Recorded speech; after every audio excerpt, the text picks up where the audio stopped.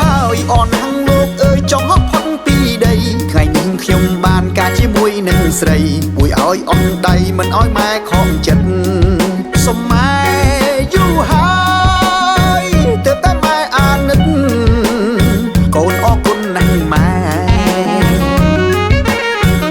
ថ្ងៃការខ្ញុំនឹងមានភ្ញៀវច្រើនលេះទេខ្លះមកពីក្រុងខ្លះក៏មកពីស្រែមួយជាតិការម្ដងសែនសប្បាយម្លេះទេខ្ញុំដឹងឡាបជេឡើងដារេពេញនឹងយប់សំដំណេកខ្ញុំកំពុងតែច្វឹងអត់បានអីយប់នឹងខ្ញុំដេកភ្លឹងទល់ភ្លឺចាំមើលយប់នេះខ្ញុំមិនឲ្យរំលងមួយផ្លែតពីរដងគឺបងធ្វើសរសៃព្រោះអូនហត់នឿយទើបការហើយថ្មីថ្មីបងធ្វើសរសៃឲ្យស្រស់ស្រីស្រួលម្ដងសបាយម្លេះទេបានប្រពន្ធដូចជាអូនហើយក៏អរគុណម៉ែ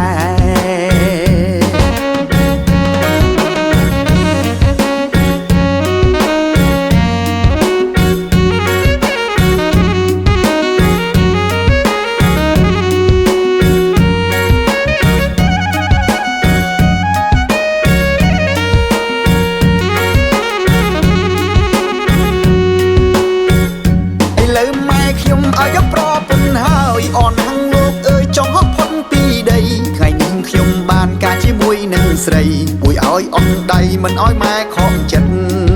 សុំម៉ែយូរហើយទើបតែម៉ែអាណិតកូនអរគុណណាស់ម៉ែ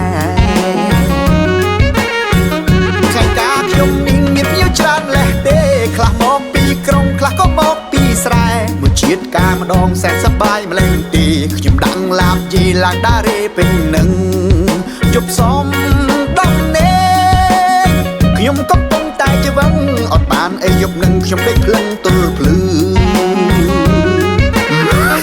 ចាំមើលយប់នេះខ្ញុំមិនឲ្យរំលងមួយផ្លែតពីរដងគឺបងធ្វើសរសៃព្រោះអូនហត់នឿយទើបការហើយថ្មីថ្មីបងធ្វើសរសៃឲ្យស្រស់ស្រីស្រួលម្ដង